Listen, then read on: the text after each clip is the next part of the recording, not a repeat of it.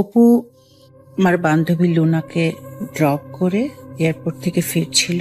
তো আমাদের এখানে যে হাইওয়ে, এয়ারপোর্ট থেকে ফেরার আরেক বিভিন্ন ওয়ে আছে, বাট ও যেটা নিয়েছিল সেটা একটা হাইওয়ে। তো সেটা গার্ডিনার হাইওয়ে। এখানে টরন্টোতে যারা থাকে তারা সবাই চিনবে। তো যখন ফিরছিল তখন রাত 9:30।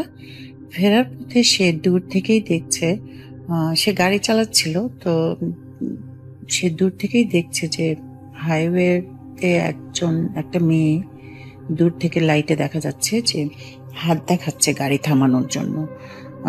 তো রাসেল ভাই, আমি বলে নেই, এখানে আমাদের এখানে হাইওয়েতে দাঁড়ানো তো কোনো উপায়ই নেই। কারণ কি, এখানে হাইওয়েতে দাঁড়ানো, হাঁটা তো দূরের কথা, দাঁড়ানো নিষেধ, মানে আইনের বাইরে হাইওয়ে বা র্যাম্পের মধ্যে।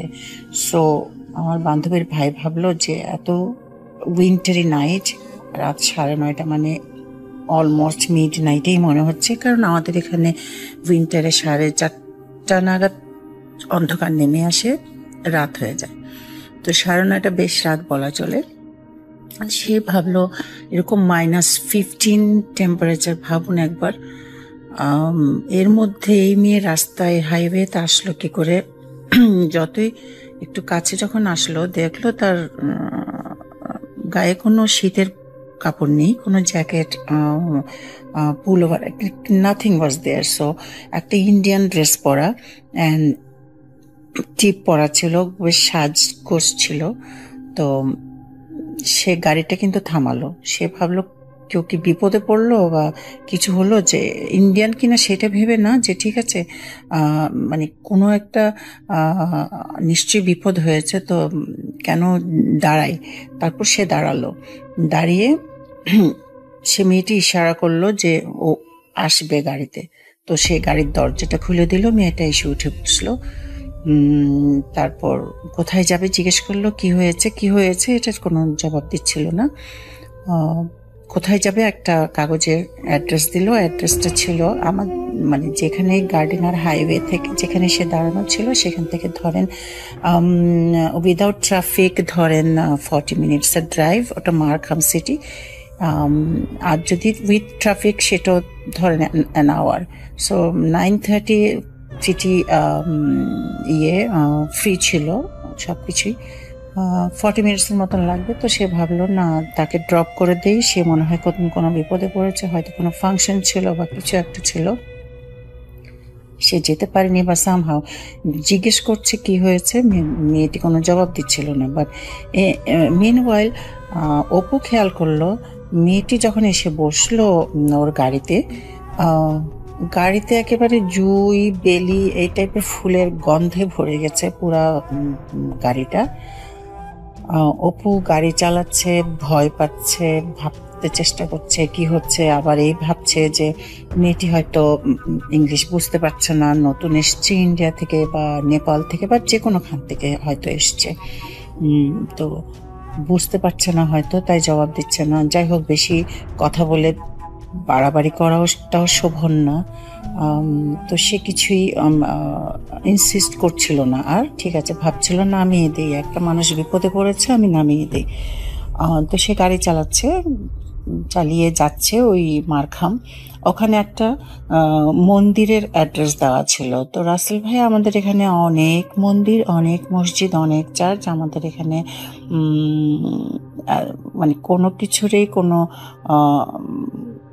কমতি নেই আর কি, মানে সব কিছুই খুব সৌহার্দ্যপূর্ণ, সামঞ্জস্য করা সব কিছুই। সো সে যাচ্ছে ওই অ্যাড্রেসটা ধরে। তারপর এর মধ্যে তার গন্ধে, মানে ও বলছিল লিটারেলি ওর মাথা ঘোরাচ্ছে, এত গন্ধ। বাট সে ভাবছে না, তাকে দায়িত্ব যখন নিয়েছি তাকে আমার পৌঁছে দেওয়ার কথা। আবার ভাবছে তার গাড়ির হিটিংটা বাড়িয়ে দিয়েছে, যে মেয়েটির গায়ে কোনো শীতের কাপড় নেই। সে ভেবেই পাচ্ছে না -15 একটা মানুষ হাইওয়ের ওই খোলা জায়গায় দাঁড়িয়ে বা থাকলো কিভাবে। আর মানে এটা তো শীতে তার কলাপস করার কথা। যাই হোক, ভাবছে আর গাড়ি চালাচ্ছে, যাচ্ছে। সে যাচ্ছে, বেশি কথা বাড়ালো না। অত সে তো আর পাশে তাকিয়ে তাকিয়ে দেখতে পাচ্ছে না, কারণ তাকে স্টিয়ারিং এ হাত রেখে চোখ সামনে রাখতে হচ্ছে গাড়ি চালানোর জন্য, যেহেতু হাইওয়ে নিচ্ছিল বা যে কোনো রাস্তায় তাই করতে হয়। তো তারপর সে যে অ্যাড্রেসে পৌঁছালো, অ্যাড্রেসে সেই পর্যন্ত সে দুবার দেখেছে, মানে দুবার একটু খেয়াল করলো মেয়েটি তার দিকে তাকাচ্ছে, বাট সে সেটা খেয়াল করলো এইটুকুই। তারপর যখন অ্যাড্রেসে এসে দাঁড়ালো, অ্যাড্রেসে মেয়েটি দরজা খুলে নেমে গেল। নেমে গেট ছিল ওখানে, মন্দিরের গেট। তো মন্দিরের গেটে দিকে সোজা গেটের দিকে গেল, গিয়ে গেটে হাতটা রেখে ফিরে তাকালো, ফিরে অপুর দিকে তাকালো। অপুর দিকে তাকিয়ে হাসি দিল। হাসি দেওয়াতে অপু ভাবলো আচ্ছা যাক, আমাকে একটা বড় থ্যাঙ্কস দিয়েছে, তো হাসি দিল। তারপর অপু আবার হাতটা উঠিয়ে ওয়েভ করতে যাবে, যে ঠিক আছে, ও হেসেছে যখন আমি ওয়েভ করি, বেস্ট উইশেস। বাট অপু তাকেই দেখে ওখানে মেয়ে কেন, কেউই নেই। বেসিক্যালি মন্দিরের গেটটা বন্ধ, কারণ অপু তখন ঘড়িতে তাকিয়ে দেখে রাত 1:30। অপু তখন ভাবছে 9:30টায় যাকে তুললো, 40 মিনিটসে যেখানে পৌঁছানোর কথা, রাত 1:30টা হলো কি করে? আর এই সময়টুকু সে কি করেছে? এই সময়টুকু সে কি রাস্তায় ছিল? এখন অপু খুব শিভারিং করছিল যে এরকম তুললো একটি মেয়েকে কোনো কাপড় চোপড় ছাড়া, আই মিন শীতের কাপড় ছাড়া। সেই মেয়েটি আবার মন্দিরের গেটে গিয়ে মিলিয়ে গেল, ইনভিজিবল। এখন ও ভাবছে এটা কি করে সম্ভব, আর ওয়েভ করলো, মানে তার সাথে হাসলো। সে ওয়েভ করতে গিয়ে দেখে নাই। অ্যান্ড এতক্ষণ তাহলে সে কোথায় ছিল? 9:30 থেকে 1:30 পর্যন্ত, অলমোস্ট 4 আওয়ার্স। সো এই 4 ঘন্টা গাড়ি চালানোর তো কথা নয়, এই 4 ঘন্টা তো সে গাড়ি চালায়নি। তাহলে কি হয়েছে, কি ঘটেছে কিছু বুঝেনি। সে তার ফ্রেন্ডকে ফোন দিল, সে খুব শিভার করছিল। সে একটা ক্যাফেতে ঢুকলো কফি খেতে। তারপর বেশ অনেকক্ষণ পর যখন একটু সুস্থ বোধ করলো, তারপর সে গাড়ি চালিয়ে নিজের বাসায় গেল। তো এই ছিল অপুর গল্প। এটি এই শহরে ঘটেছে। তারপর আবার আপনাদের সামনে আসবো যদি শুনতে চান। আমারও অনেক গল্প আছে হোটেলের। তো ভালো থাকেন সবাই ভালো থাকেন। আল্লাহ হাফিজ। Spirit, be here with me.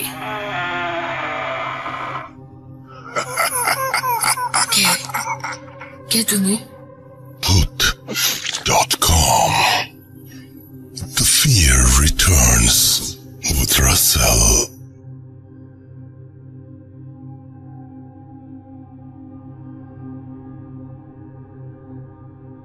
চলুন আমরা শুনে আসি ব্ল্যাক ম্যাজিকের ঘটনাটি। আসসালামু আলাইকুম রাসেল ভাই, আমি মোহাম্মদ সিয়াম হোসেন নিশা বগুড়া থেকে বলতেছি। আমার বাড়ি বগুড়ার বৃন্দাবন পাড়ায়। তো রিসেন্টলি আপনি ব্ল্যাক ম্যাজিক সম্পর্কে গল্পগুলো মানে পাঠানোর জন্য কথাগুলো বলতেছিলেন, যে আপনার কাছে ব্ল্যাক ম্যাজিকের কাহিনীগুলো পাঠানো হয়। তো আমি আজকে আমার পরিবারে আমার বাবার সঙ্গে ঘটে যাওয়া একটা ব্ল্যাক ম্যাজিক রিলেটেড ঘটনা আজকে আমি আপনাদের সঙ্গে শেয়ার করব। তো সর্বপ্রথম আশা করি সবাই ভালো আছেন। তো এই কাহিনীটা শুরু হয়েছিল 2014 সালে আমার দাদা মারা যাওয়ার পর। তো 2014 সালের জানুয়ারি মাসের দিকে আমার দাদা স্ট্রোক করে নামাজরত অবস্থায় মারা যায়। তো তিনি মারা যাওয়ার পরে থেকে আমরা যখন গ্রামের বাসায় গেলাম তার লাশ নিয়ে গ্রামের বাসায় যাওয়ার পর তার জানাজা করা হলো। জানাজা করার পর থেকে আমাদের সবারই মাথার মেন্টাল কন্ডিশন সবার অনেক বাজে অবস্থায় ছিল, যে কি করব কি না হবে এরকম একটা খারাপ অবস্থা। আমার বাবা বলে রাখা ভালো, আমার বাবা পরিবারের বড় সন্তান হওয়াতে তার কাঁধে অনেকগুলো দায়িত্ব এসে আসলে চেপে বসলো। তখন বাবা হতো কি অনেক সময় অনেক ওভারনাইট ডিউটি করতো, বা এগুলোর কারণে তার বিভিন্ন সময় বিভিন্ন জায়গায় এমনি বাহিরের খাবার দাবার এগুলো অনেক কিছু খাওয়া দাওয়া বা অনেক মানুষদের সঙ্গে হাঁটা চলা উঠা বসা বেশি করতে হতো। তো একদিন বাবা রাত 1টার দিকে তার অফিসের কাজ সেরে আমাদের মানে বাসার দিকে রওনা হলেন। রওনা হওয়ার পর আমার এখনো ঠিক মনে আছে, ওই দিন রাতের বেলা হঠাৎ করে আব্বু হন্তদন্ত হয়ে আমাদের বাসার গেটের সামনে এসে হঠাৎ করে চিৎকার করে অজ্ঞান হয়ে পড়ে যান। আমরা কোনো কিছু না বুঝতে পেরে লাফ দিয়ে উঠে তাড়াতাড়ি গেট খুলে যেয়ে দেখি আব্বু সেন্সলেস হয়ে পড়ে আসে। সেন্সলেস হয়ে পড়ে থাকার পর তখন তাকে ওই অবস্থাতেই নিয়ে হসপিটালে নিয়ে যাওয়া হলো, কারণ আব্বুর একটু হাই প্রেশারের প্রবলেম আছে। আমাদের অনেক ভয় হয়েছিল যে ওই রকম টাইপেরই কোনো কিছু হয়েছে কিনি, স্ট্রোক টাইপের। তো পরে যখন তার সেন্স ফিরল হসপিটালে, তো তিনি তখন আমাদের একটা অদ্ভুত ঘটনা বললেন যে আমাদের বাসার থেকে কিছুটা দূরে একটা বট গাছ পাওয়া যায়, বট গাছ রয়েছে অনেক পুরাতন। তো তিনি যখন রাস্তা দিয়ে হেঁটে আসতেছিলেন ওই রাতের বেলা, হঠাৎ করে এক ঝাঁক শিয়ালের দল আব্বুকে তাড়া করে বসে। আর সেই শিয়ালগুলো এরকম নর্মালি যেরকম শিয়াল আমাদের চোখের সামনে এমনি দৌড়াদৌড়ি হঠাৎ সামনে পড়ে এরকম না, তারা একদম ঝাঁক বেঁধে একদম আব্বুকে আক্রমণ করার চেষ্টা করছিল। তো তখন আব্বু প্রাণের ভয়ে আসলে দৌড়টা দেয়। তো পরে তিনি যখন সুস্থ হয়ে যান তখন তাকে আমরা বাসায় নিয়ে আসি। বাসায় নিয়ে আসার পর কয়েকদিন যাওয়ার পর থেকে আব্বুর অসুস্থতা শুরু হতে থাকে এবং আমাদের ফ্যামিলিতে এক ধরনের ডিজাস্টারাস একটা টাইম চলে আসে। তখন বিভিন্ন ধরনের প্যারানর্মাল অ্যাক্টিভিটিস আমাদের বাসার মধ্যে লক্ষ্য করা যাচ্ছিল। যেমন আব্বু অনেকটা বাজেভাবে অসুস্থ হয়ে যাচ্ছিল, বমি করতেছিল, পেট ব্যথা, ঘুমাতে পারতো না ঠিক মতো, চোখের পলক ঠিক মতো তুলতে পারতো না। একদম কোনো কাজ, যে মানুষটা সারা সময় কাজ করে বা এমনি কর্ম করে খাওয়া মানুষ একদম বিছনায় শয্যাশয়ী হয়ে পড়লো। আমরা কোনো কুল কিনারা ঠিক করতে পারতেছিলাম না। অন্তত বগুড়ার অনেকগুলো ডাক্তার দেখানো হলো, কিন্তু তারা কোনো ধরনের আমাদের সলিউশন দিতে পারেনি। যখন তারা সলিউশন দিতে পারলো না, এভাবে 1 মাস কাটিয়ে গেল। 1 মাস কাটিয়ে যাওয়ার পর বাবা যখন বগুড়ায় হলো না, ঢাকায় চিকিৎসার জন্য যাওয়া শুরু করলেন, কিন্তু সেখান থেকেও কোনো ধরনের কোনো রেসপন্স ভালো পাওয়া যেত না। আব্বু দিন দিন একদম শুকনা হয়ে যেতে শুরু করলো। তার খাওয়া দাওয়া, তিনি কিছু খেতে পারেন না, কোনো পানি পান করতে পারেন না, যাই খায় বা পান করে তাই বমি করে ফেলে দেয়। বাবার একদম টোটালি একদম মৃত্যু শয্যাশয়ী রোগী হয়ে দাঁড়ালো। এমন অবস্থায় মা এরকম হতো যে আমরা বাসায় সবচেয়ে আনবিলিভেবল একটা ঘটনা, যে বাসার সবাই 4 জনই যখন স্বপ্ন দেখতো রাতের বেলা, হঠাৎ করে ঘুমে দেখতো যে সাপ আমাদের তাড়া করতেছে, বা আমার বাবা মার দিকে সাপ এসে ফোনা তোলায় তাকায় আসে, এরকম একটা সিচুয়েশনের মধ্যে ছিল। তো এরকম করে যখন প্রবলেমগুলো হচ্ছিল, এমনকি আমার বাবা মার রুম থেকে এক ধরনের একটা বিদঘুটে গন্ধ পাওয়া শুরু হলো, যেটা খুবই কেউই আমরা রুমের মধ্যে যেতে পারতাম না গন্ধের জন্য। কিন্তু বাবা ঠিকই ওই রুমের মধ্যে শুয়ে থাকতো, কিন্তু আমরা বাকি যে 3 জন আছি তারা কোনোভাবে যেতে পারতাম না। এরকম ডাক্তার দিয়েও যখন হলো না, তখন একদিন আমার নানু, তিনি এখনো বেঁচে আছেন, তিনি এসে এরকম অবস্থা দেখে আমার বাবাকে বললেন যে আচ্ছা ঠিক আছে, আমার মনে হয় এখানে অন্য কোনো কিছুর হয়তো হাত আছে, আমি একটু কবিরাজ বা এরকম কোনো হুজুরকে দেখাই। তো নানু করলেন কি, সেই দিন রাতের বেলায় আবার তার গ্রামের বাসায় চলে গেলেন এবং সকাল ঠিক ফজরের আজানের পর হঠাৎ করে আমাদের বাসায় আবার আসেন একটা হুজুরকে নিয়ে। তো ওই হুজুর আসার পর বাড়ির মধ্যে ঢোকা মাত্রই বলে যে বাসায় কোনো প্রবলেম হচ্ছে, এখানে কোনো প্রবলেম আছে, এখানে কেউ একটা কোনো মানে খারাপ জিনিস ঘোরাফেরা করতেছে। তখন হুজুরটি এসে যখন আমার বাবাকে দেখলো, বাবাকে দেখে বলল যে না, আমার পক্ষে কখনোই সম্ভব না, আমাদের পক্ষে কখনোই সম্ভব না এই জিনিসটা ঠিক করা, কিন্তু হ্যাঁ আমি আপনাদের প্রমাণ করতে পারি যে এটা আসলেই কোনো ধরনের খারাপ লোকদের দ্বারা প্রভাবিত কোনো ব্ল্যাক ম্যাজিক টাইপের কাজ, সেটা আমি আপনাদের প্রমাণ করাতে পারি। তো তিনি করলেন কি, তখন একটা বড় একটা গাবলা নিয়ে তাতে পানি নিয়ে হঠাৎ করে আমার বাবাকে তার সামনে বসানো হলো। গাবলাটার সামনে বসানোর পর একটু পশ্চিম দিকে করে রোদের দিকে আব্বুর পিঠটা করে রাখা হয়েছিল। তো ওই গাবলাটার পানি কিছুক্ষণ পর ওই হুজুর কি যেন পরে ফু দিয়ে আব্বুর পিছনে নিয়ে এসে গাবলার পানিটা আব্বুর গায়ে ঢেলে দিয়ে ওই গাবলাটা পিঠে এরকম লাগায়, মানে পিঠে একটা চাপায় দেওয়ার চেষ্টা করে। সবচেয়ে ইন্টারেস্টিং পার্ট হলো যে রাসেল ভাই, গাবলা তো চেপে থাকার জিনিস না, একটা পিঠের সঙ্গে হঠাৎ করে কিভাবে চাপায় থাকবে, কিন্তু আব্বুর গায়ের সঙ্গে একদম এটে সেটে বেঁধে গেল মনে হয় ওই গাবলাটা আমাদের।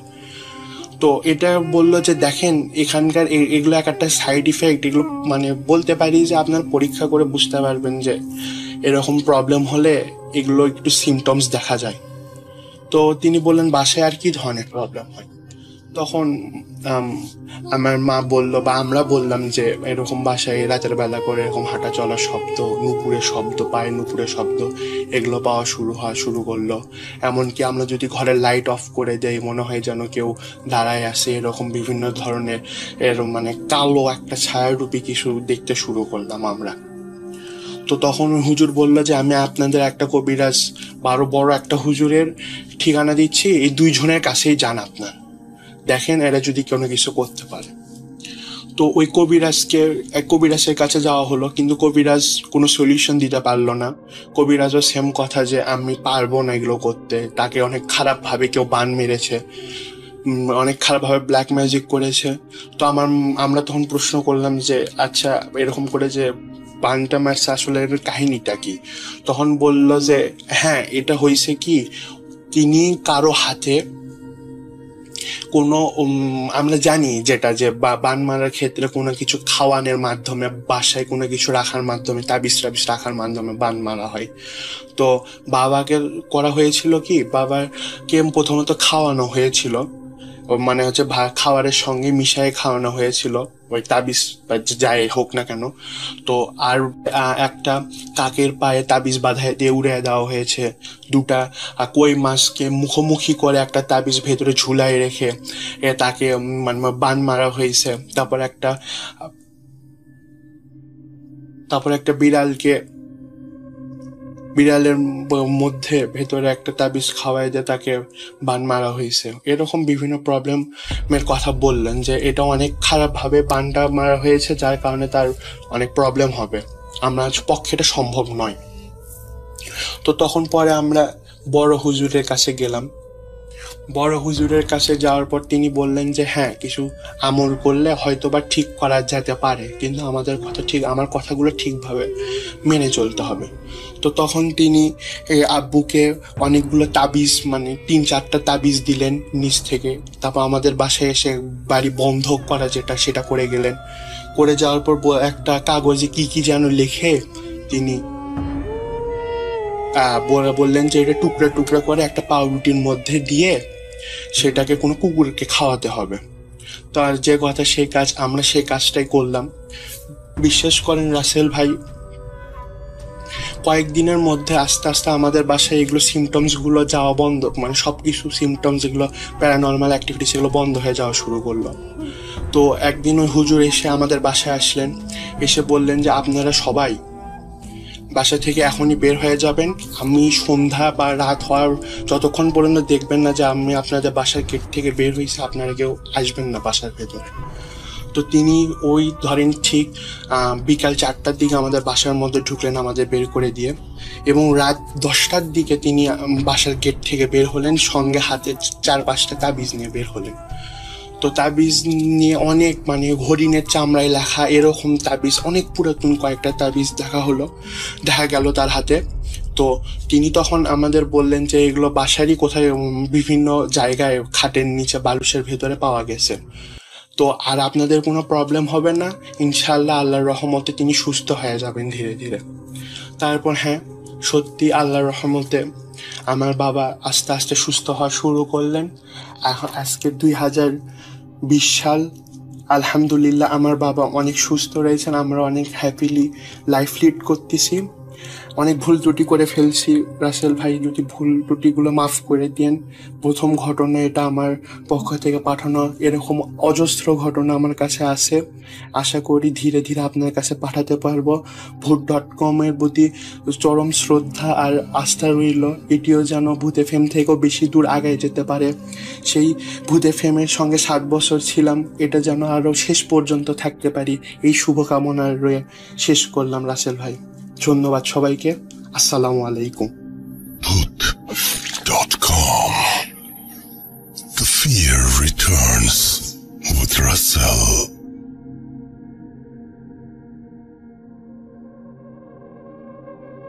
আসসালামু আলাইকুম রাসেল ভাই, আশা করি আপনি ভালো আছেন। আমি পুরনো ঢাকা থেকে আবিদ বলছি। এর আগে ভূত এফএমে আমি একটি স্টোরি পাঠিয়েছিলাম ইমেল করে, কোনো কারণে সেটা হয়তো সিলেক্ট হয়নি। যাই হোক, আজকে আমি একটা ঘটনা আপনাদের সাথে শেয়ার করতে চাই।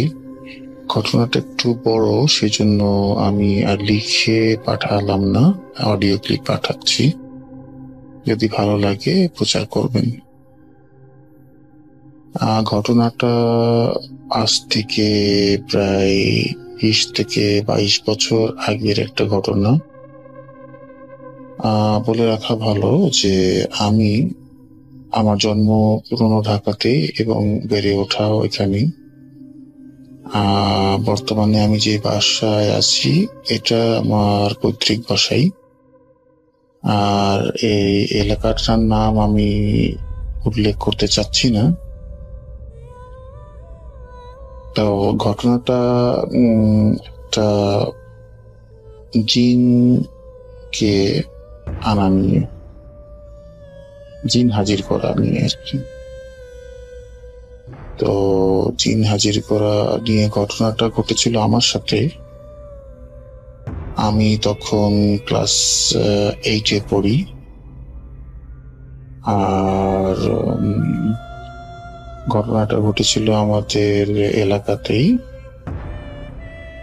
এখানে একটা হুজুর বাড়ি ছিল, সবাই পীর সাহেবের বাড়ি নামে চিন্তা, খুব অপরিচিত একটা বাড়ি ছিল।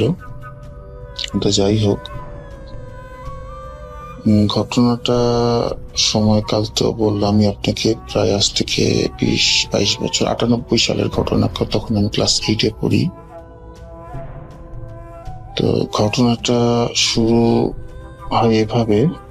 আমরা কয়েকজন ফ্রেন্ডস, একটা আমাদের আড্ডার জায়গা ছিল, একটা মাঠ, সেই মাঠে আমরা রেগুলারই আড্ডা দিতাম।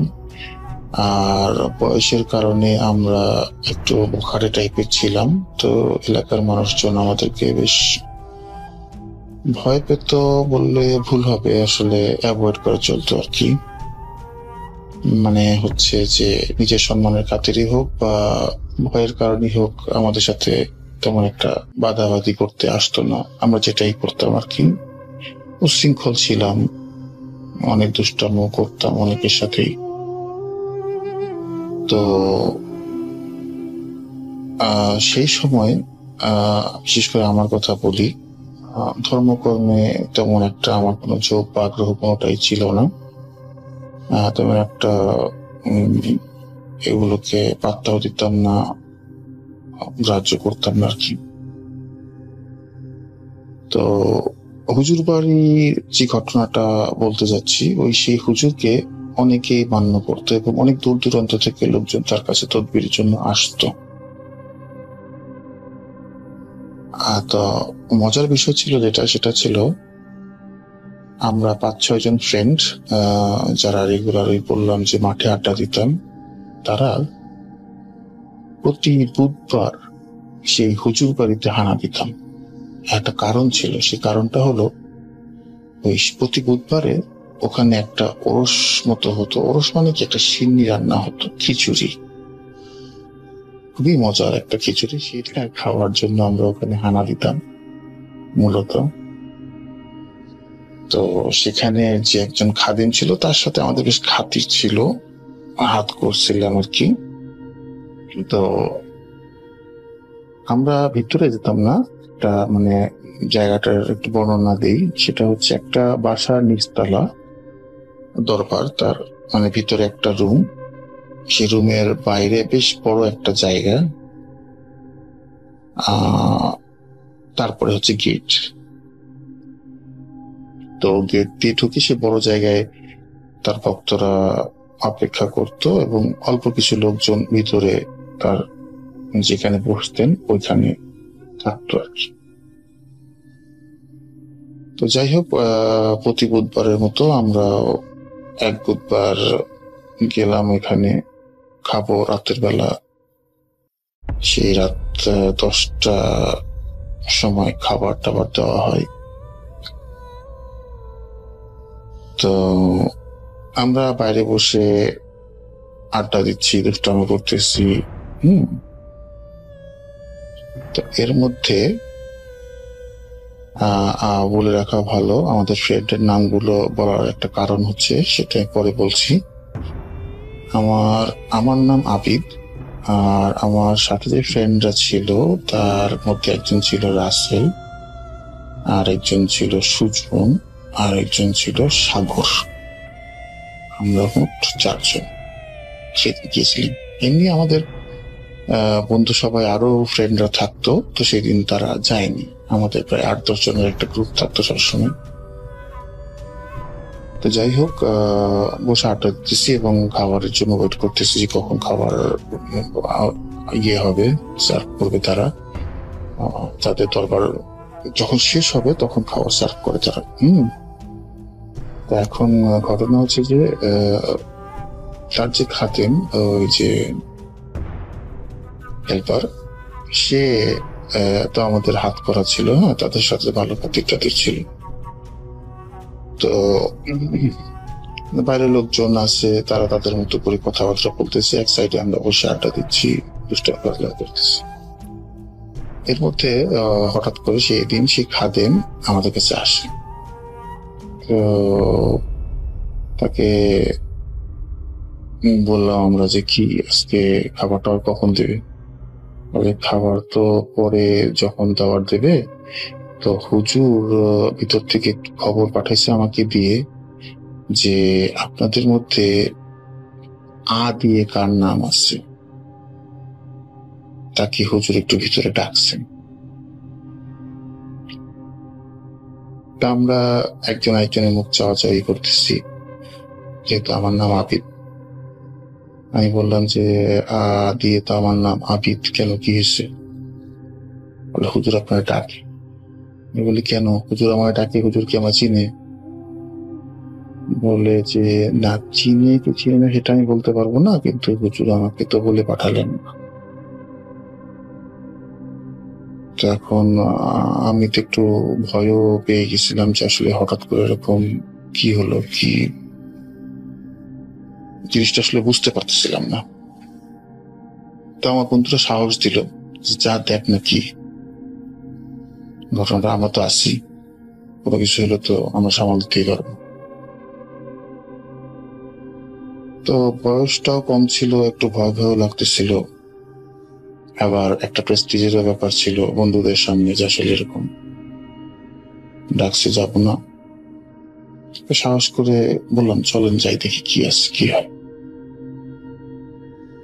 তো ভিতরে গেলাম। ভিতরে যাওয়ার পরে দেখি যে 2 সাইডে সারি করা লোকজন বসা আছে। আর আমরা আসলে ওই হুজুরকে বিশ্বাস করতাম না, সত্যি কথা। আমরা মনে করতাম যে একজন ভণ্ড মানুষ, ভণ্ড হুজুর। সবসময় তাকে নিয়ে ফাঁসিছিলাম, ঠাট্টা করতাম। সেই সময় বললাম আপনাকে যে সেই সময় আসলে ধর্মকর্ম নিয়ে আমার তেমন একটা বিশ্বাস ছিল না, সেসব কারণে আর কি। তো যাই হোক, সেটা এখন হুজুরকে দেখে সালাম দিলাম।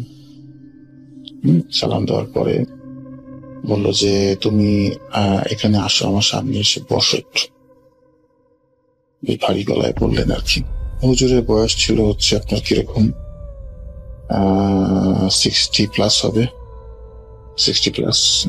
দাড়ি বেশ বড়, মাথায় একটা কালো টুপি পরতেন উনি, ওই যে আপনার পাকিস্তানি টাইপের টুপি আর কি, চিন্না টাইপের টুপি। আর হচ্ছে বেশ বড় বড় দাড়ি, লাল রঙের মেহেদি দেওয়া, চুলও লাল, চোখগুলো বেশ বড় বড়। তা হুজুরের নামটা আমি সঙ্গত কারণেই বললাম না আর কি। হুজুর আমাকে ডেকে সামনে বসালেন, বসানোর পরে বললেন যে তুমি আমার একটা কাজ করে দিতে হবে। তাই আমি বললাম যে আমি আপনার কাজ করে দেব। কি কাজ বলেন? বলে যে তোমার কিছুই করতে তেমন হবে না, কষ্টকর, আমি তোমাকে সাহায্য করব, কিন্তু তুমি আমাকে শুধু হেল্প করবা, সাহায্য করবা, সহযোগিতা করবো আমাকে। তো আমি চিন্তা করতেছি, কোনো উত্তর দিচ্ছি না, হ্যাঁ বা না কিছুই বলতেছি না, চুপ করে আছি। তা হুজুর আমার হ্যাঁ বা না আর উত্তরের অপেক্ষা না করেই ওই খাদেমকে বলতেছেন তুমি ওকে একটু নিয়ে যাও পাশে, নিয়ে যেয়ে ওকে একটু উজু করাই নিয়ে এসো। তখন তো আমি আসলে একটু ভয় পেয়ে গেছি। ভয় পেয়ে যাওয়ার পরে ওই খাদেমের সাথে বের হয়ে গেলাম। বের হয়ে যেয়ে আমি উজু আমাকে করতে নিয়ে যাবে, ওদিকে না গিয়ে আমি আমার ফ্রেন্ডদের কাছে চলে এসে বলতেছি দোস্ত এরকম বলছো না, এই বলতেছে, তো চলো আমরা পালাই। তখন ওই খাদেম আমাকে টানাটানি করতেছে, বলতেছে যা না, যা কি আছে দেখি না, আমরা তো আছি, আমরা তো রুমের বাইরে থেকে দেখতেছি সব, কোনো কিছু হলে তার এত লোকজনের মধ্যে তোমাকে সে কি করবে। আর তাছাড়া এমনিতেও তো আমরা বিশ্বাস করি না, আমার বন্ধু হুজুর দেখি না কি করে আজকে একটা তামাশা দেখি। আমার তো ভিতরে ভিতরে ভয় লাগতেছে, আবার তারা মজা করতেছে, এটা দেখেও একবার ভাবতেছে যে দেখি আমিও কি করে, একটা কিউরিয়াসিটি মনে। তো সেই কিউরিয়াসিটি বশবর্তী হয়ে ভয় সহকারে আমি ওই ইয়ের সাথে গেলাম,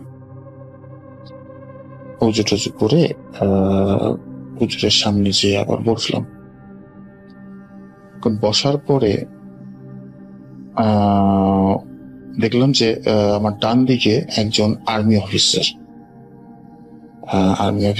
এই কারণে বললাম যে ওনার ড্রেস আপ ছিল, আর্মিদের ড্রেস আপ।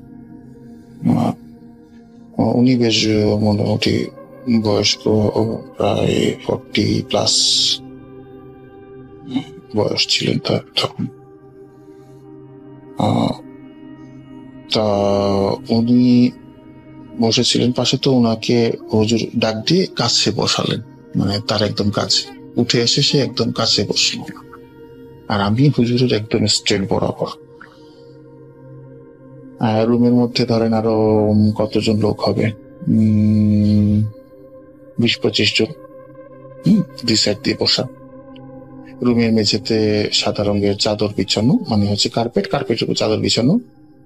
আর হুজুর যেখানে বসে আছেন সেই জায়গাটুকু আপনার এক ধরনের ওই আপনার কি বলবো তোষক থাকে না বিছানা, এরকম তোষকের উপরে সাদা কাপড় বিছানো, সামনে 2 সাইডে 2টা কোল বালিশ, আর হচ্ছে আপনার সামনে একটা মাথার বালিশ, সাদা, সব সাদা। আচ্ছা, এখন সে হুজুর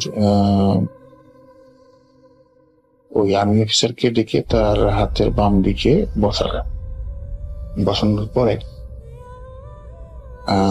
তার হাতের ডান দিকে একটা বাক্স মতো ছিল, সেই বাক্স থেকে, সে আগেকার দিনে কাঠের বাক্স থাকে না, লেখাপড়া করতো মানুষজন, ওরকম বাক্স একটা, মানে ঢাকনা উঠানো যায়, ওরকম একটা বাক্স থেকে সে একটা ছোট কৌটা মতো বের করলো। এই কৌটার মধ্যে আবার অনেকগুলো পাথর দেখলাম আমি, বিভিন্ন কালারের পাথর। ওখান থেকে সে একটা পাথর নিল, ওই যে আপনার হাতের আঙ্গুলে পরে না আংটি পাথর, এরকম ওভাল শেপের, সেরকম একটা কি কালারের, একদম লাল নুন না, আবার অরেঞ্জও না, লাল পাথরই হবে আর কি, ওটাকে লাল কালারই বলবো আমি। তো পাথর নিলেন, নিয়ে সে বালিশটার উপর, তার সামনে যে বালিশটা ছিল আড়াআড়ি ভাবে রাখা, মাথার বালিশ, সেটার উপরে রাখলেন। রাখার পরে সে আমাকে বলতেছে যে তুমি তোমার ডান হাতটা এটার উপরে রাখো। আচ্ছা, এখন আমাকে কেন তিনি ডাকলেন আর অন্য কাউকে ডাকলেন না, সেটার পেছনে একটা কারণ আছে। সেই কারণটা আমি বলে দিই এখন। সেটা হচ্ছে যে আমার রাশি হচ্ছে তুলা রাশি, আমার জন্ম হচ্ছে অক্টোবরে। তো এই কাজটা করার জন্য তার তুলা রাশির একজন মানুষ দরকার ছিল, সেটা আমি পরে জানতে পারি, এই জন্য আমি এখনই বলে দিলাম আর কি। তো আমাকে বললো যে ওই পাথরটার উপরে তুমি তোমার ডান হাতটা রাখো, হাতের তালুটা রাখো। আমি তো বেশ ভয় পাচ্ছি, রুমে ফ্যান চলতেছে, টিউবলাইট চলতেছে। তারপরে আমি কেমন, অনেক গরমের দিন ছিল, তো গরমের দিন ছিল, আমি ঘামতেছি। রুমে জানলা টানলা সবই খোলা, বাতাস হচ্ছে, তারপর ঘামতেছি। তো উনি আমার অবস্থা দেখে বলতেছে তুমি ভয় পেও না, ওনার মেয়ে, ওই আর্মি অফিসার যার কথা বলছে, ওনার মেয়ে হারিয়ে গেছে, বাড়ি থেকে পালিয়ে গেছে। উনি আসছে আমার কাছে ওনার খোঁজের জন্য। তো তোমার মাধ্যমে আমি তাকে একটা খোঁজ দেব, আল্লাহ যদি চাহে, তো আল্লাহর ইচ্ছায়, আল্লাহর সহযোগিতায় আমি চেষ্টা করব। এতটুকুই আমাকে বললো, এর বেশি আর কিছু বললো না। দিনটি নিয়ে কথা কিছু আমার বলেনি। আচ্ছা, যাই হোক, তো এখন আমি তো ভয় পাচ্ছি। ভয় পাওয়ার পরে এখন মনে করেন যে আশেপাশে তাকাচ্ছি, হ্যাঁ, পিছনে তাকাচ্ছি, জানালায় আমার ফ্রেন্ডরা আছে নাকি দেখলাম যে হ্যাঁ, আমার ফ্রেন্ডরা জানালা দিয়ে পুচকি দিয়ে দেখতেছে। তো সাহস পেল, যাক, এতগুলো মানুষ আছে, ফ্রেন্ডরা আছে, কি আর হবে দেখি। তাছাড়া আর্মি অফিসার একজন আছেন সামনে, আইনের লোক। তা ওনার কথা বলতে আমি হাতটা রাখলাম পাথরের উপরে। আচ্ছা, এখন উনি যেটা করলেন সেটা হচ্ছে যে আমাকে বললেন যে আমি তোমার হাতের উপর হাতটা রাখবো, এবং যখন আমি তোমাকে চোখ বন্ধ করতে বলবো তুমি চোখ বন্ধ করবা, আর আমি যখন চোখ তোমাকে খুলতে বলবো তখন তুমি চোখ খুলবা। এর মাঝখানে তুমি আর চোখ খুলবা না। যদি চোখ খুলো বা খোলার চেষ্টা করো তোমার ক্ষতি হয়ে যেতে পারে। তো আমি চাই না তোমার কোনো ক্ষতি হোক, তুমি আমার কথা আশা করি মান্য করবা। হুজুর আমাকে এটা বললো। তা আমি বললাম যে এতটুকুই করতে হবে, আর কিছু না? বলে যে হ্যাঁ, এতটুকুই করতে হবে, আর কিছু করতে হবে। তো আমি বললাম ঠিক আছে, ভালো কথা। তো আমি তার কথা মতো তখন হাতটা ওটার উপরে রেখে, পাথরটার উপরে রেখে চোখটা বন্ধ করলাম। বন্ধ করার পরে আমি চিন্তা করতেছি, হুজুর আমারে বললেন চোখটা খুলতে না, কি কারণে বললেন বা কি করবেন উনি, মনের মধ্যে এসে চলতেছে। তো ক্ষতি হয়ে যাবে, চোখ খুলবো কি খুলবো না, খুললে বা কি ক্ষতি হয়, আমি তো এগুলো বিশ্বাস করি না। দেখা যাক, যদি তখন কিছু উল্টাপাল্টা মনে করি তাহলে চোখ খুলবো, ধরতে সমস্যা কি। এই মনে করে চোখ বন্ধ করলাম আল্লাহর নাম নিয়ে। বন্ধ করার পরে তখন উনি আমার হাতের উপরে তার হাত রাখলেন, দুই হাতে রাখলেন, দুই হাত দিয়ে আমার হাত চেপে ধরলেন। মানে এমন না যে কবজিটা আমার ধরছে, তা না, সিম্পল হবে স্ট্রেট আমার হাতের উপরে হাত, মানুষের হাতের উপরে হাত যেভাবে রাখে ওভাবে হাত রাখলেন, আলতো ভাবে রাখলেন, চাপ দিয়ে না, বেশি একটা জোরে না। যাই হোক, আলতোভাবে রাখলেন। তারপরে কি করলেন, উনি কিছু দোয়া কালাম পড়তে শুরু করলেন। পড়তে পড়তে পড়তে পড়তে এক পর্যায়ে আমাকে তো চোখ খুলতে না করছে। আমি একবার চিন্তা করতেছি খুলবো কি খুলবো না। তখন আমার ভালো ইয়ে একদম সেন্স ভালো মতো কাজ করতেছে, সমস্যা নেই।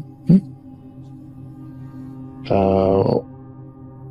আস্তে আস্তে হঠাৎ করে আমি অনুভব করতে লাগলাম যে আমার হাতটা বেশ গরম হয়ে যাচ্ছে, বেশ গরম।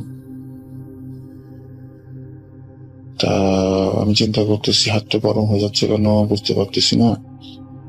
হাতটা কি টান দিয়ে সরাবো নাকি, কারণ আলতো ভাবেই তো আসলে হাতের উপর হাত রাখছে, টান দিয়ে সরালে তো সরানোই যায়, কোনো সমস্যা নেই। আবার চোখ খুলতে না করছে, চোখ খুলে যদি আমি এতগুলো মানুষের সামনে একটা মানে ইনসাল্টিং ব্যাপার, তো কি করবো দ্বিধাদ্বন্দ্ব মনের মধ্যে কাজ করতেছে অনবরত। কি করবো, ভয়ও লাগতেছে প্রচন্ড মনের মধ্যে, কারণ আমার লাইফে ফার্স্ট টাইম এরকম ঘটনা আমার জীবনে কখনো ঘটেনি এর আগে। তা এখন হচ্ছে এরকম গরম, বেশ গরম, হিটটা এরকম যে বাড়তেছে আস্তে আস্তে, হিট তাপটা অনেক বেড়ে যাচ্ছে, মনে আমার হাত পুড়ে যাচ্ছে এমন অবস্থা। তখন আমি কি করলাম, হাতটা টান দিয়ে সরানোর চেষ্টা করলাম, যেহেতু গরম অনুভব করতেছি, অস্বস্তি লাগতেছে আমার কাছে। আমি হাতটা যখনই সরানোর চেষ্টা করতেছি, আমি হাত সরাতে পারতেছি না।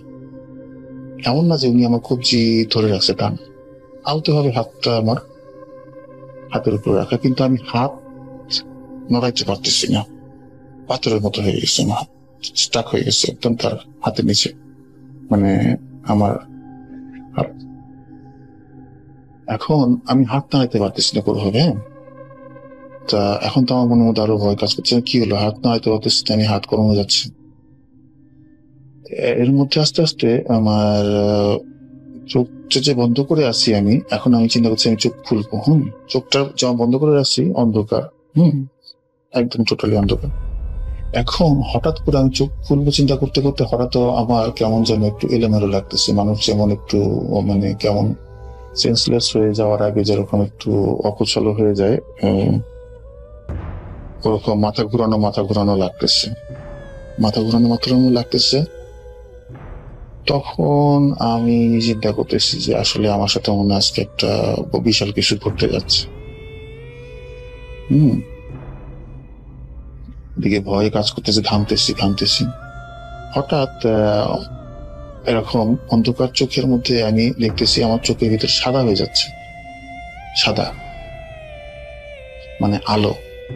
আমি চোখ বন্ধ করা অবস্থায় আমার চোখের ভিতরে আমি দেখতেছি সাদা দবদবা, সাদা, মানে একটা কি বলবো, খালি একটা সাদা ঘরের ভিতরে যদি কেউ চোখ খুলে চারিদিকে যখন সাদা দেখে, সেরকম আমার চোখ বন্ধ অবস্থায় আমি দেখতেছি আমার চারিদিকে আলোকিত সাদা অনুভব করতেছি। এদিকে আমার হাত কিন্তু গরম। যাই হোক, এরকম করতে করতে হঠাৎ আমি তখন আমার আর কিছু আমি সেন্স করতে পারতেছি না, আমি অলরেডি সেন্সলেস এর মতো হয়ে গেছি অলরেডি। সেন্সলেস, আমার আর কিছু মনে নেই। এরপর সাদার মধ্যেই আছি, ওটার মধ্যেই আছি, সাদা। তো এদিকে আস্তে আস্তে আমার হাতের যে গরম অনুভূতিটা, সেটাও আস্তে আস্তে আমার মাথা থেকে বের হয়ে গেছে। তখন আমি ওটা আমার মাথার মধ্যে নাই যে আমার, তখন আমার মাথার মধ্যে যে সাদা এতটুকুই। তা এরপরে কতক্ষণ ওই অবস্থা ছিলাম আমি বলতে পারবো না। তা এক পর্যায়ে ওই অবস্থা থেকে হঠাৎ করে আমি অনুভব করতেছি যে আবার সাদা থেকে অন্ধকার হয়ে আসতেছে, কালো, ব্ল্যাক আউট।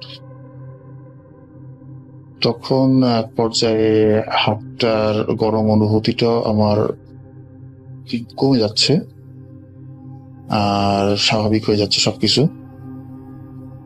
এরপরে হুজুর একটা পর্যায়ে আমাকে বলতেছে যে এর মধ্যে এই সময়টুকুর মধ্যে সাথে বলতেছে, আমি কিন্তু ঘোরের মধ্যে ছিলাম, মানে আমি কি হচ্ছে আমার সাথে আমার কিছু আর মনে নেই।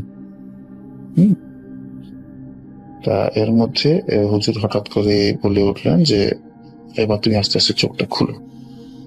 তা আমি আস্তে আস্তে না হঠাৎ করে ঠাস করে চোখ খুললাম।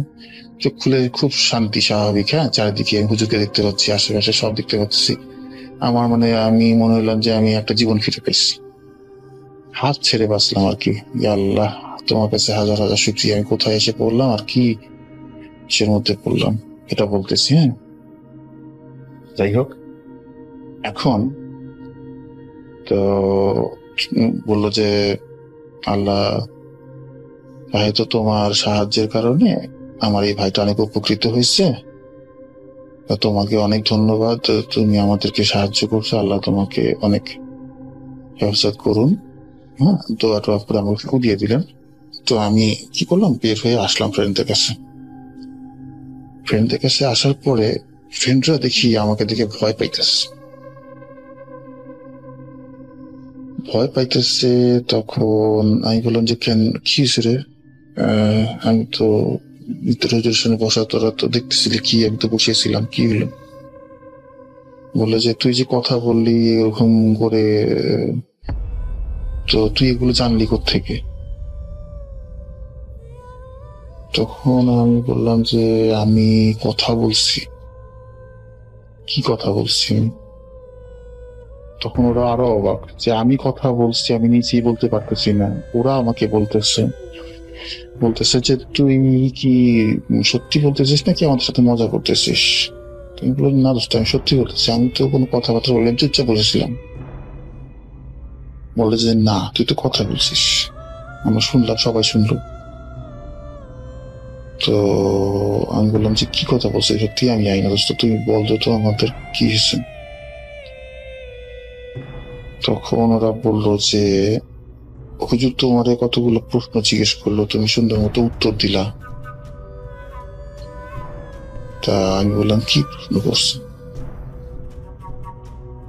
তা একটা মেয়ের নাম ধরে হুজুর জিজ্ঞেস করলো তোমাকে যে ও এখন কোথায়? তুমি বললা যে ও তো এখন চট্টগ্রামে। তখন সেই ওই আর্মি অফিসার পাশে বসেছিলেন, সেই আর্মি অফিসার আবার হুজুরকে বলতেছে যে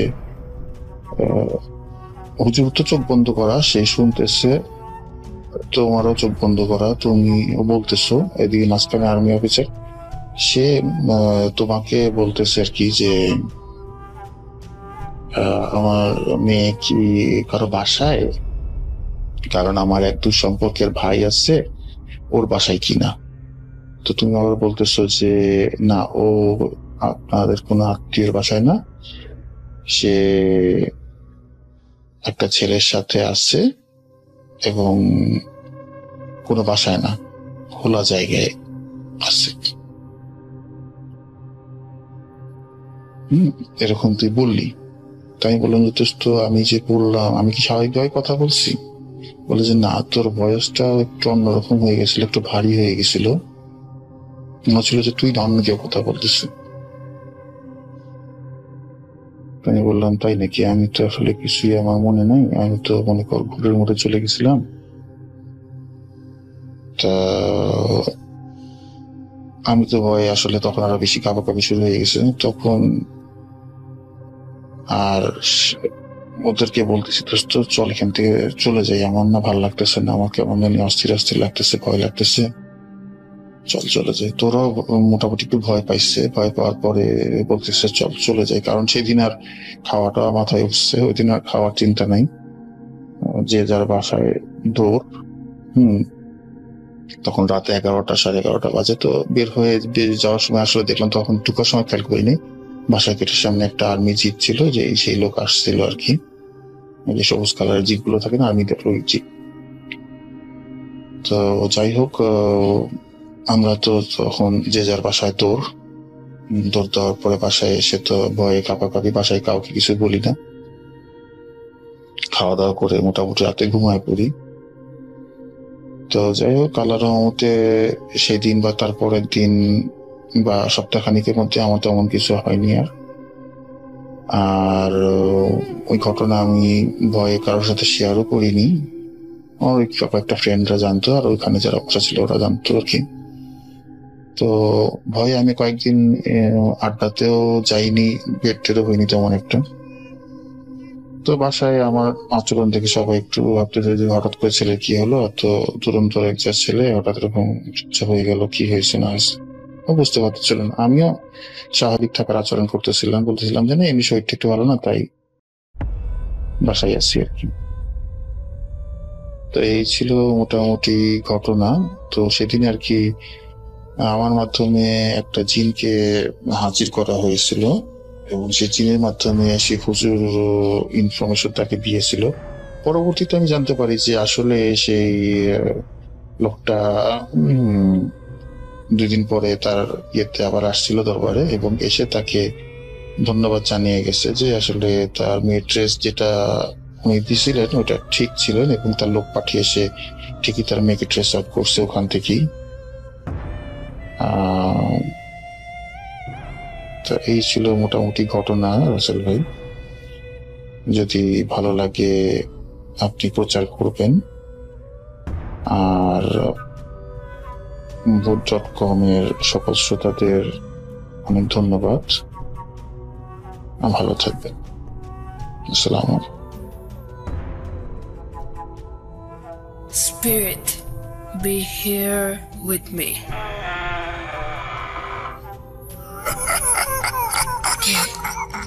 কে তুমি? Vote.com. The fear returns with Russell.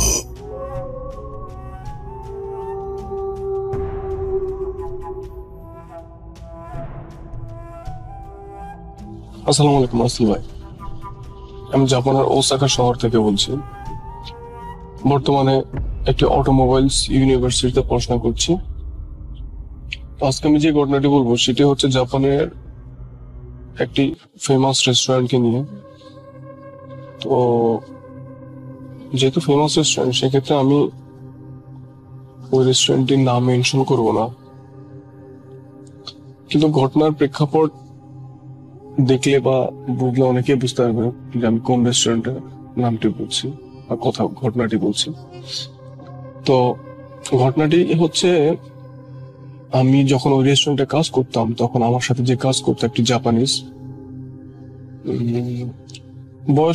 মোটামুটি বয়স্ক বলা যায়, 50 ঊর্ধ্বে বয়স। তো ওনার কাছ থেকে নেওয়া, আমি ওনার নামও মেনশন করছি না। তো ঘটনাটি হচ্ছে এমন যে রেস্টুরেন্টটি প্রায় আজ থেকে 10 বছর আগের ঘটনা, 10 থেকে 12 বছর আগে। তো উনি তখন নতুন ওখানে ওই রেস্টুরেন্টে উনি জয়েন করেছিলেন তখন নতুন। তো যখন কাজের ফাঁকে বিরতি দিত, ব্রেক টাইম ছিল, তখন বর্তমানে অনেক চেঞ্জ হয়েছে, কিন্তু যেহেতু 10 বছর আগের ঘটনা, তখন ব্রেক টাইম বা আপনার কাজের ড্রেস চেঞ্জ থেকে শুরু করে সবকিছু ওই রেস্টুরেন্টেই আপনার কাস্টমারকে, যেখানে একটা ফ্লোর ছিল, ওই ফ্লোরের অর্ধেকে ছিল কাস্টমারদের জন্য, আর অর্ধেক ছিল যারা স্টাফ ছিল কাজ করতো তাদের খাওয়া, ব্রেক টাইমে গিয়ে রেস্ট করা, ড্রেস চেঞ্জ থেকে শুরু করে ওইসব কাজ করানোর জন্য। বর্তমানে ওটা সরিয়ে এখন অন্য একটি বিল্ডিং এ নেওয়া হয়েছে, যেহেতু দিন দিন স্টাফের সংখ্যা বেড়েছে আবার। তো ঘটনায় ফিরে যাচ্ছে আবার। তো উনি যেভাবে বলছেন আমি সেভাবে বলছি। তো একদিন কি হলো, উনি এভাবে আপনার যখন ব্রেকে গেল কাজের, তো যাওয়ার সময় উনি খাওয়া দাওয়া শেষ করে যখন রেস্ট করছিলেন, তখন খুবই বীভৎস একটি আওয়াজ, আমি যদি সহজ করে বলি এইরকম আওয়াজটা হচ্ছে যে কোনো একটি মেয়েকে যখন মুখের মধ্যে আপনার শক্ত কোনো কাপড় বেঁধে 2 হাত বেঁধে যখন বসিয়ে আপনার আঘাত করা হয় শরীরে, তখন যেমন একটি শব্দ হয়, আপনার খুবই ভয়ানক শব্দ, সব মুখ দিয়ে কোনো শব্দ বের না হয়, মুখের ভিতর থেকে যখন কোনো শব্দ হয় ওইরকম একটি শব্দ হচ্ছে। তো উনি প্রচন্ড ভয় পায়, এবং উনি এপাশ ওপাশ তাকিয়ে ও কাজের জায়গায় ফিরে যায় এবং গিয়ে ম্যানেজারকে রিপোর্ট করে যে এরকম আমি একটু শব্দ শুনছি, আপনি একটু তাড়াতাড়ি চলুন ওখানে। তারপরে ওখানে গেলো, ম্যানেজার সহ চেক টেক করলো, কিন্তু কোনো কিছুই ওরা দেখলো না, সন্দেহভাজনের মতো কিছু দেখলো না। তখন ম্যানেজার বললো যে আপনি হয়তো বা ভুল শুনেছেন বা এরকম কিছু একটা বলে ওনাকে সান্ত্বনা দিয়ে চলে আসলো। ঠিক পরের দিন উনি সেম কাজের ফাঁকে উনি গেল বিরতিতে। তো যাওয়ার পরে ঘটনা কিন্তু খুব আপনার রাত্রে ঘটছে না, আপনার বিকেল ঘুমিয়ে সন্ধ্যার কাছাকাছি সময় পড়ছে। তো উনি যখন সেম সময় গেল বিরতিতে, খাওয়া দাওয়া শেষ করে স্কুল করছিল, তখন সেম আপনার কে যেন খুব স্পিডে ওনার পেছনে ক্রস করে আপনার দরজা দিয়ে বের হয়ে চলে গেল। তো উনি ভাবলো হয়তোবা কোনো স্টাফ কিনা আসলো, কিন্তু বলে রাখা বলো উনি যখন কিউকে আপনার ব্রেকে যায় তখন উনি যেহেতু একটু সিনিয়র পার্সন ছিল, তখন জাপানের একটা নিয়ম হচ্ছে আপনার ব্রেকের সময়টা আপনার একটু একজনের সাথে একজনের মিলতেও পারে, না মিলতে পারে, হয়তো বা কেউ 30 মিনিট পরে যায়, কেউ আরো 1 ঘন্টা পরে যাচ্ছে, এইভাবে। তো সেক্ষেত্রে কারোর সাথে কারো দেখা নাও হতে পারে। তো সেক্ষেত্রে উনি একাই ছিল ওই সময়, যেহেতু উনি তখন ওনার মাথায় এটা আসেনি যে আমি তো একাই আসছিলাম।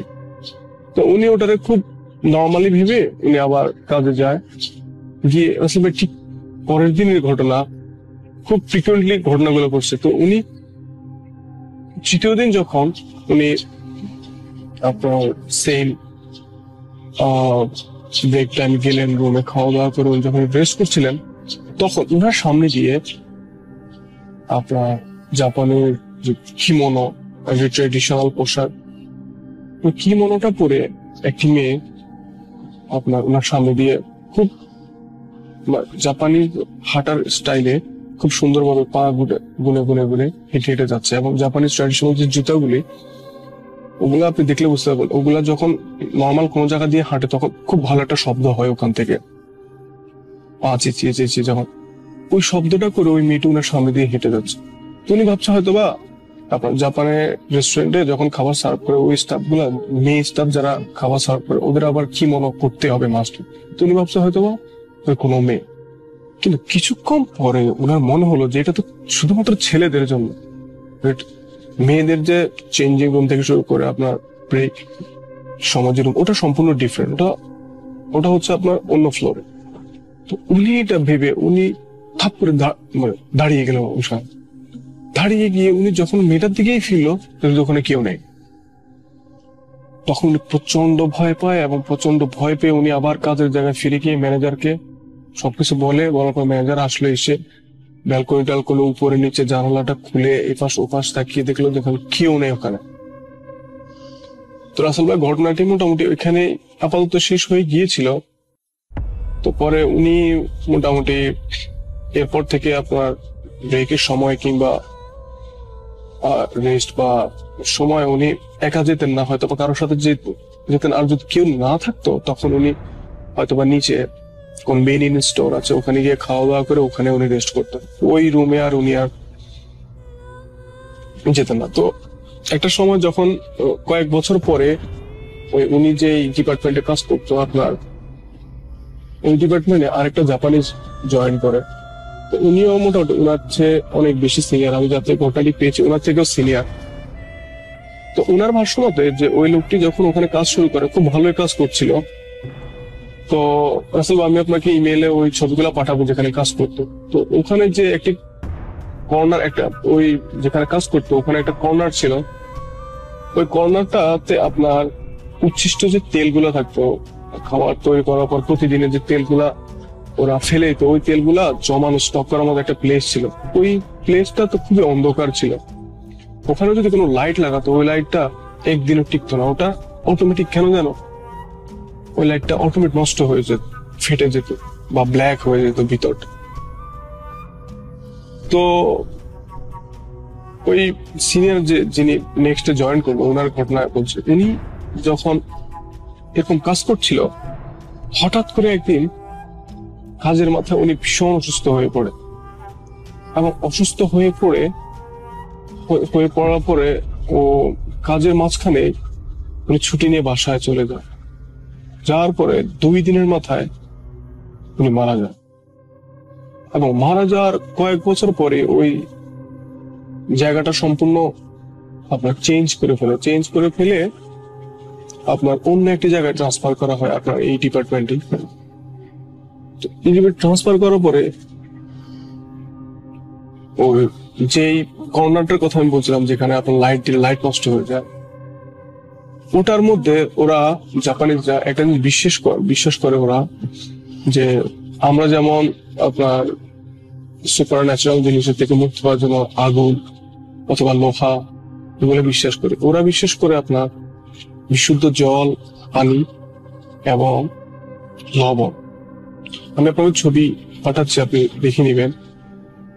তো এই জিনিসটা আমি দেখে খুব অবাক হয়েছে যে ওই কর্নারটাতে এই পানির গ্লাস এবং এই লবণটা তারা রেখে দিচ্ছে, এবং নির্দিষ্ট মাসের বা সপ্তাহের নির্দিষ্ট একটা সময় এই পানি এবং এই লবণটি চেঞ্জ করা হয়, এবং পাত্রটি সহ চেঞ্জ করা হয়, এবং শেষ হওয়ার পরে যখন চেঞ্জ করা হয় তখন পুরাতন যে লবণ এবং পানিগুলো থাকে এগুলো সম্পূর্ণ আপনার এমন ভাবে এগুলো নষ্ট করা হয় যাতে মানুষের সংস্পর্শে এগুলো যাতে না আসে, এমন ভাবে পানিটা এমন জায়গায় রাখে এবং লবণটা এমন ভাবে নষ্ট করে। তো আমি এই রেস্টুরেন্ট ছাড়াও জাপানে অনেক রেস্টুরেন্টে কাজ করেছি, এবং ওখানেও আপনার কিচেন রুমের নির্দিষ্ট কিছু প্লেসে এই জিনিসটা বেশিরভাগই জানালার পাশে, এবং এই জিনিসটা রাখতে দেখেছি ওদেরকে। স্পেশালি ওই জায়গাটা ছিল অন্ধকার এবং একটুখানি অপরিষ্কার ওই জায়গাটা, কিন্তু আমি এখনো বুঝি না, এবং অনেক জাপানিজকে প্রশ্ন করেছিলাম যে এই বিষয়টি প্রসঙ্গে, যে কেন তারা এই জিনিসটা রাখে। ওরা কেউ ওরকম ভালো কোন উত্তর আমাকে দিতে পারেনি, এবং বিষয়টি আমার কাছে এখন আমি এখনো খুঁজছি। নেক্সট টাইম যদি পেয়ে যাই এর রহস্যের কারণ, অবশ্যই ভূত.com শেয়ার করব। ভালো থাকবেন। Voot.com. The fear returns with Russell.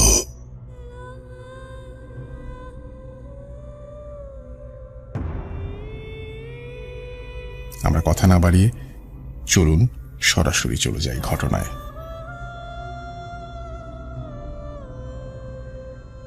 আসসালামু আলাইকুম রাসেল ভাই, আমি রোমানা উত্তরা থেকে। আশা করি আপনি ভালো আছেন, আর আপনি তো সবসময় ভালো দলেই থাকেন। সো আজকে আমি একটি স্টোরি শেয়ার করব আত্মা নিয়ে।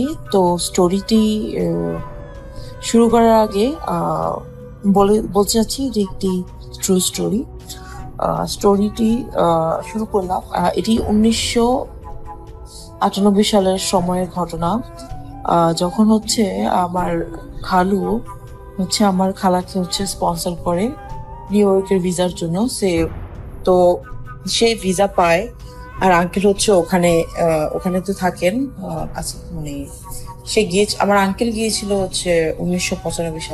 যাই হোক, তো আঙ্কেল তো আগে ওর ফ্রেন্ডদের সাথে ব্যাচেলর হিসেবে থাকতো। এখন আমার খালা যাওয়ার পরে উনি আলাদা একটা বাসা খুঁজতে থাকে। সো আমার আন্টি যাওয়ার পরে তো তারা ওরকম লাইক টাকা পয়সা ছিল না। সো অ্যাভারেজ একটা মানে একটা লেস এক্সপেন্সিভ একটা বাসা খুঁজতে থাকে। সো খুঁজতে খুঁজতে ওরা একটা বাসা পায়। তো ওরা বাসাটা রেন্টে নেয়। তো ওরা বাসায় উঠে রেন্ট নেওয়ার পরে, তো উঠার পর থেকেই কেমন জানি একটা নেগেটিভ ফিলিংস কাজ করতে থাকে। তো আমার খালা বলে যে আমাদের আসলে কেমন জানি লাগতেছে, কেমন জানি একটু অন্ধকার, আর কেমন জানি লাগে, কেমন জানি থমথমের পরিবেশটা। সো এখানে কি থাকাটা ঠিক হবে? তো আমার খালু বললো যে আপাতত এখানেই থাকতে হবে, কারণ কিছু তো করার নাই, কারণ এক্সপেন্সিভ সিটি নিউ ইয়র্কের জায়গাটা। তো পরে ওরা ওখানে ওদের সংসার শুরু করে। সো প্রথম দিন থেকে আমার খালা যেটা লক্ষ্য করে যে একটু কেমন জানি থমথমে পরিবেশ প্লাস ওরা যখন রাতের বেলা ঘুমায় তখন ঘরের মধ্যে বিভিন্ন ধরনের শব্দ, কান্নার আওয়াজ, মানে ফুপিয়ে ফুপিয়ে কে জানি কান্না করতেছে, এরকম শব্দ। তো আমার খালা হচ্ছে খালুকে ডাক দেয়, যে বলে যে কেমন জানি একটা শব্দ হচ্ছে আর কে যেন কান্না করতেছে, তুমি কি শুনতেছো? তো আমার খালু বলে যে না, আমি তো শুনতেছি না, মেবি তুমি অনেক টায়ার্ড, এই জন্য রেস্ট নাও, কিছুই না। তো ওরা ঘুমিয়ে যায়। তো সেকেন্ড ডেতে ওরা দেখে যে সকালে ঘুম থেকে উঠেছে, ওরা জিনিসপত্র সবকিছু গুছিয়ে রেখেছিল, কিন্তু লিভিং রুম বা কিচেনের জিনিসপত্রগুলো এলোমেলো। সো আমার খালু তারপরও সে এতটা পাত্তা দেয় না ব্যাপারটাকে, বলে হয়তো বা তুমি ভুলে গেছো ঘুমের ঘরে, যাই হোক। তো পরে থার্ড ফোর্থ ডেতে আমার খালু হচ্ছে ঘুমায় আছে, তখন হঠাৎ করে আমার খালু শুনতে পায় যে ওয়াশরুমে কে যেন গোসল করতেছে, মানে ঝুপ ঝুপ শব্দ। তো উনি একটু একটু মানে আশ্চর্য হয়ে যায়, এত রাতে 2টা বা 3টা হবে, কে গোসল করছে ওয়াশরুমে। তো উনি লাইটটা জ্বালায় ওয়াশরুমে যায়, গিয়ে দেখে কিছুই নাই। তো তখন হচ্ছে সে আবার শুয়ে পড়ে। তো এরকম 5-6 দিন যাওয়ার পর, 6-7 দিনের মাথায় আমার খালা হঠাৎ করে ঘুমিয়ে আছে। তো ওনার হঠাৎ করে ঘুমটা ভাঙে। তো সে দেয়ালের দিকে তাকায়, দেখে একটা ছায়ামূর্তি, তার লম্বা চুল, মানে আর অনেক লম্বা, মানে হাত পা গুলো অনেক লম্বা লম্বা, অনেক বড় চুল, মানে মানে এক জায়গা থেকে অন্য জায়গায় দৌড়াদৌড়ি ছুটাছুটি করতেছে। সো এটা দেখে আমার খালা এত ভয় পায়, সে কাইন্ড অফ চিৎকার করে উঠে যে আমি খুব ভয় পাচ্ছি। আমার খালুকে ডাক দেয়। তো সে বলতেছে আসলে তুমি ঘুমাও, মেবি অনেক কাজে প্রেশার পড়ে গেছে তোমার উপরে, এই জন্য হয়তো বা এরকম হচ্ছে, কিছু হবে না, তুমি ঘুমাও। তো পরে আমার খালু দুজনেই সূরা করতে করতে ঘুমায় যায়। এরকম করতে করতে 15-16 দিনের মাথায় নাকি রাতে আরেকবার ওরা ঘুমাইছিল, তখন হঠাৎ করে আমার খালার গলার মধ্যে ওই ছায়ামূর্তিটা অনেক জোরে মানে চাপ দিয়ে ধরে রেখেছে। লাইক এরকম ফিল হচ্ছিল যে আমার খালার, যে সে এখনই এই মুহূর্তে সে মারা যাবে। সে ছটফট করতে থাকে, আমার খালুকে ডাক দিয়ে থাকে, কিন্তু আমার খালু নাকি শুনতেছে না। কারণ পরে হঠাৎ করে এত জোরে চিৎকার দেয় যে আমার খালু উঠে, তারপর কি হয়েছে লাইট জ্বালানোর পরে দেখে যে আমার খালার গলার মধ্যে হচ্ছে আঙ্গুলের ছাপ। তো তখন সে ভয় পেয়ে যায় যে আমাদের কিছু একটা আসলে করা উচিত, আমাদের এখানে থাকা ঠিক হবে না, মেবি এরকম হওয়ার কারণটা কি। তো তখন হচ্ছে সকালে ওরা ঘুম থেকে উঠে ওরা চিন্তা করতে থাকে কি করা যায়। তো ওরা ভাবছে যে ওই যে যার কাছ থেকে রেন্ট নিয়েছে তার সাথে কথা বল। তো কথা বলতে হলে 1-2 দিন আগে ওরা যাবে এরকম প্ল্যান করতেছিল। তো আজকে রাত্রে অ্যাটলিস্ট পার করে তারপর যে রেন্ট দিয়েছে তার সাথে দেখা করবে। সো এরকম আমার খালু দুজন শুয়ে আছে, রাতের 2টা-3টা বাজে। তখন নাকি আমার খালু দেখতে পায়, হঠাৎ করে তার ঘুম ভাঙে, যে চোখ খোলার পরে সে দেখে যে উপরে ভাসমান অবস্থায় কি জানে ভাসতেছে, একটা সাদা কাপড় পরা, আর ভিতঘুটে হাসি আর চুল লম্বা পারি। আমার খালু এত ভয় পায়, সে আল্লাহ নাম নিয়ে চোখ বন্ধ করে ফেলে। সো ওরা বুঝতে পারছে যে এখানে যদি ওরা থাকে ওরা প্রাণে বাঁচবে না। তারপর সাডেনলি ওই যে জিনিসটা সামনে ওটা জানলা দিয়ে লাফ দেয়।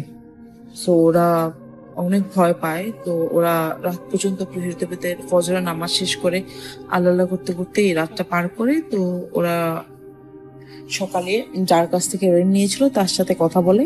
তো সে বলে, আমার খালু বলে যে আমরা এখানে থাকবো না, কারণ আমরা অনেক কিছু জিনিস দেখেছি, আপনি আমাদেরকে বলেন যে আপনি কি লুকিয়েছেন, না হলে আমরা কোনো একটা ব্যবস্থা গ্রহণ করব। তখন উনি বলে যে don't need to tell anyone, this house is haunted, so I have tried so many times এই বাসাটাকে ভাড়া দেওয়ার জন্য, বাট এটা হয়নি। আর আপনারা নতুন এখানে আসছেন আর লেস এক্সপেন্সিভ খুঁজতেছেন, তাই আমি বাসাটা ভাড়া দিয়ে দিয়েছিলাম।